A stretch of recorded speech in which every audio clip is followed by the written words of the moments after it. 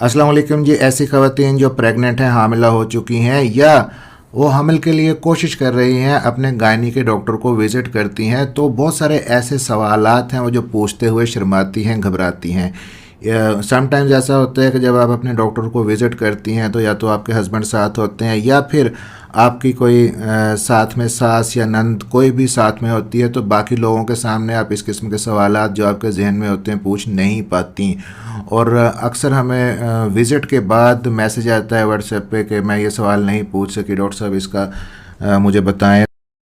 तो आज की इस वीडियो का मकसद 10 ऐसे सवालात हैं जो आप पूछते हुए हिचकिचाती हैं, उनके जवाब आपको देंगे। मेरा नाम है डॉक्टर ताहिर, चैनल है आपके लिए डॉक्टर हेल्पिंग हेल्थ, सब्सक्राइब ज़रूर कर लीजिएगा।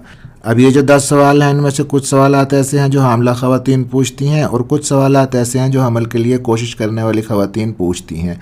अब पहला सवाल जो अक्सर हामिला ख़वातीन हमल के दौरान पूछती हैं विज़िट के दौरान, कि जब वो हंसती हैं, खांसती हैं तो प्रेशर पड़ने से प्रेगनेंसी के अंदर उनका यूरिन निकल जाता है, यूरिन लीक हो जाता है।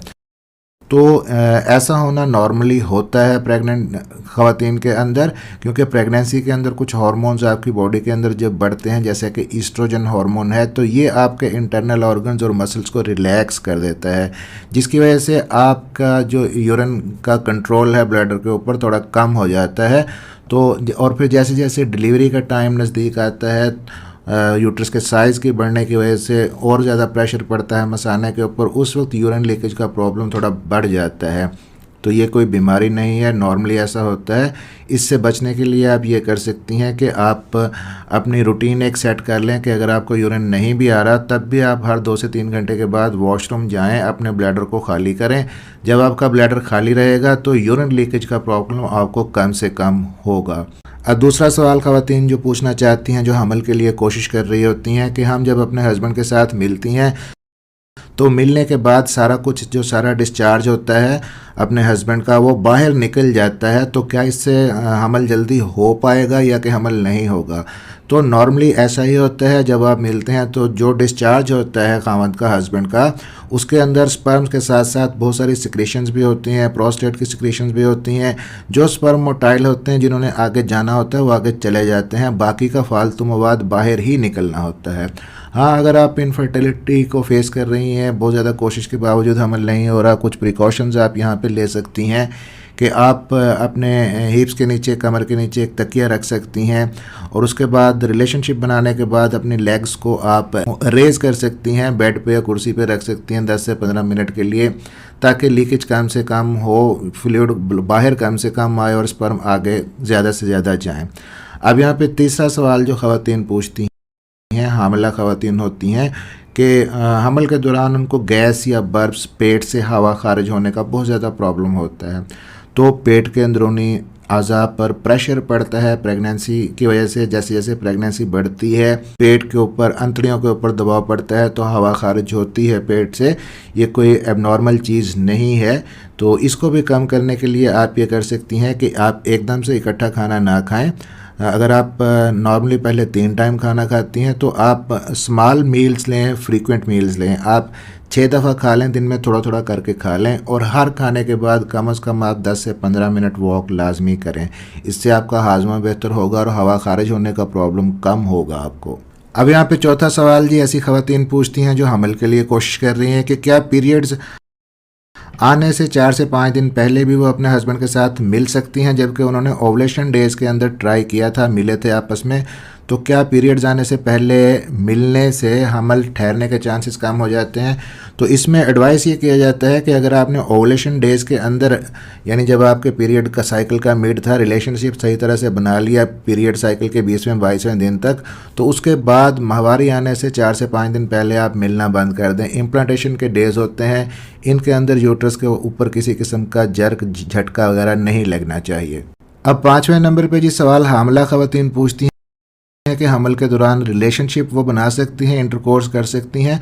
तो कोई ममनू नहीं है, आपको मना नहीं किया जाता हमल के दौरान रिलेशनशिप बनाने से, अनटिल एंड अनलेस कोई ऐसी इमरजेंसी आपके साथ, कोई ऐसी सिचुएशन ना हो। कुछ कंडीशंस ऐसी होती हैं जिनमें हम हामिला ख़वातीन को रिलेशनशिप बनाने से मना कर देते हैं। अगर आपका जैसा कि लो लाइंग प्लेसेंटा है, प्लेसेंटा नीचे की तरफ है, या आपको प्री टर्म लेबर का कोई रिस्क है, या वाटर बैग लीक हो गया है, या ब्लीडिंग का प्रॉब्लम है, तो इस किस्म के मसाइल के अंदर फिर इंटरकोर्स मना किया जाता है। अदरवाइज़ आपको कोई ममानियत इसके अंदर नहीं है।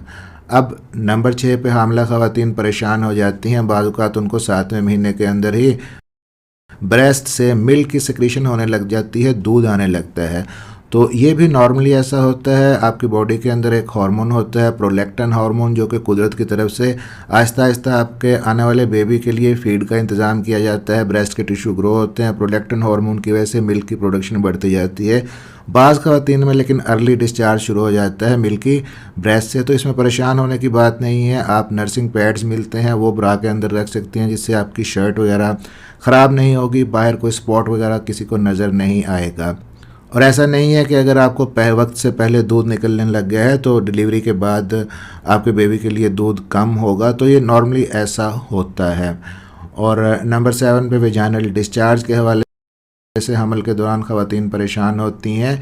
तो नॉर्मली भी वेजाइनल डिस्चार्ज ख़वातीन को होता है, और प्रेगनेंसी के दौरान हमल के दौरान वेजाइनल डिस्चार्ज थोड़ा बढ़ जाता है, क्योंकि ईस्ट्रोजन हार्मोन के बढ़ने की वजह से आपके वेजाइना के अंदर जो ग्लैंड्स होते हैं वो ज़्यादा एक्टिव हो जाते हैं, और उनका जो सिक्रीशन है वो ज़्यादा बनना शुरू हो जाता है।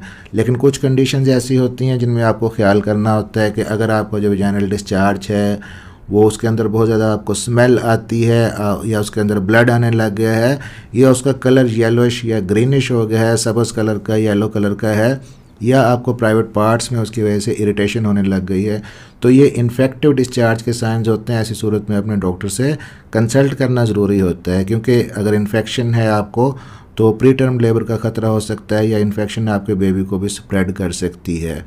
और नंबर 8 पे ख़वातीन पूछती हैं, वैक्स और ब्लीच के हवाले से पूछते हुए शर्माती हैं, परेशान होती हैं कि प्रेगनेंसी के दौरान वो वैक्स या ब्लीच या हेयर डाई कर सकती हैं। तो बिल्कुल कर सकती हैं, इसके अंदर भी कोई ऐसा प्रॉब्लम सच नहीं है। बल्कि जो ख़वातीन अक्सर डिलीवरी के डेज़ जब उनके करीब होते हैं उस टाइम पे प्रॉपर वैक्स उनको प्राइवेट पार्ट्स को करना चाहिए, क्योंकि जब प्रॉपर हेयर रिमूवल होगी तो आपकी जो स्टिच लाइन है वो बेहतर होगी, और इन्फेक्शन का ख़तरा कम से कम होगा आपके स्टिचेस के अंदर। अपने पर्सनल हाइजीन को मेंटेन रखना बहुत ही ज़रूरी होता है। और नंबर 9 पे बाज़ ख़वातीन प्रेग्नेंट लेडीज़ परेशान हो जाती हैं डार्कनिंग ऑफ प्राइवेट पार्ट्स की वजह से, कि उनके हमल उनको हो गया है तो उसके बाद वो परेशान होती हैं कि उनके जो प्राइवेट पार्ट्स की रंगत है वो पहले से डार्क होना शुरू हो गई है, ब्लूइश या ब्लैकिश कलर आना शुरू हो गया है। ख़ास तौर पे अगर मेल बेबी है आपकी यूट्रस के अंदर तो उसके हार्मोन्स जो हैं जैसे टेस्टोस्टेरोन हार्मोन की वजह से पिगमेंटेशन ज़्यादा होने लगती है। तो ये भी एक नॉर्मल फिनोमेना है, इससे परेशान होने की ज़रूरत नहीं। जैसे जैसे फिर आपको डिलीवरी के बाद टाइम गुजरता है तो ये जो पिगमेंटेशन है कम हो जाती है। अगरचे प्री प्रेगनेंसी जो स्टेटस होता है बिल्कुल वैसी नहीं होती, लेकिन आहिस्ता आहिस्ता कम हो जाती है। अब नंबर 10 पे जो सवाल हामला ख़वातीन पूछती हैं कि वो प्रेग्नेंट हैं, क्या वो शादी के फंक्शंस वगैरह इस किस्म की चीज़ें अटेंड कर सकती हैं। तो अटेंड करने में कोई हर्ज नहीं है। हाँ, एक चीज़ का ख्याल रखिएगा कि सेकंड ट्राइमेस्टर के बाद आपका बेबी बाहर की आवाज़ें आपकी आवाज़ें सुनने लगता है, तो इसलिए ऐसे कोई कंसर्ट्स हैं या कोई शादी का ऐसा फंक्शन है तो आप जहाँ पे स्पीकर्स वगैरह बहुत लाउड आवाज़ के अंदर बज रहे हों उसके बिल्कुल करीब आप मत बैठें, इससे आपके बेबी को डिस्टर्बेंस होगी, बेबी का जो मूवमेंट का पैटर्न है वो डिस्टर्ब होगा। तो आई होप जी कि ये जो 10 सवाल आप अपने गायनी डॉक्टर से पूछना चाहती हैं लेकिन नहीं पूछ सकती हैं, आपकी हेल्प करेंगे। मिलते हैं इसी तरह की अगली किसी इन्फॉर्मेटिव वीडियो में। अपना ख्याल रखिएगा, दुआओं में याद रखिएगा और वीडियो को शेयर ज़रूर कर दीजिएगा।